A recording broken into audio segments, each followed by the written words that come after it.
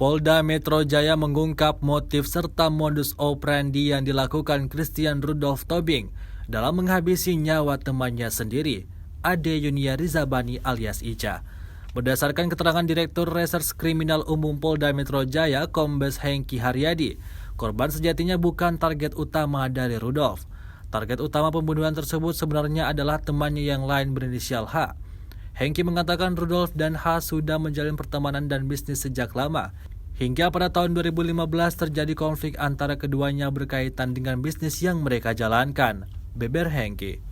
Kepada polisi, Rudolf mengaku bahwa dia kemudian juga menargetkan akan membunuh 2 orang lainnya. Salah satunya adalah AYR.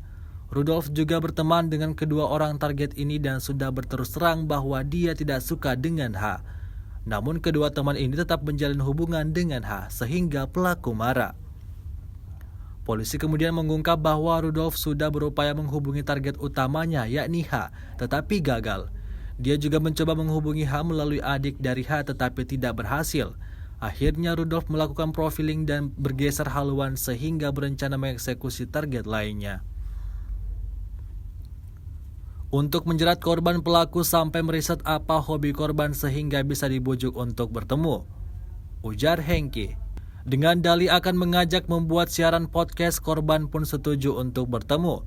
Pembunuhan terjadi di salah satu apartemen di kawasan Cempaka Putih, Jakarta Pusat. Sebelumnya polisi mengatakan bahwa pelaku beraksi dengan menampak dan mencekik korban hingga meninggal. Menurut polisi, cara membunuh itu sudah dipelajari pelaku dari internet selama 3 hari. Setelah korban tewas, jasadnya dibungkus menggunakan plastik dan dibuang ke kolong tol Becakayu, Bekasi. Jasad tersebut ditemukan pada 17 Oktober 2022 dan pelaku diringkus kurang dari 24 jam setelah penemuan jasad tersebut.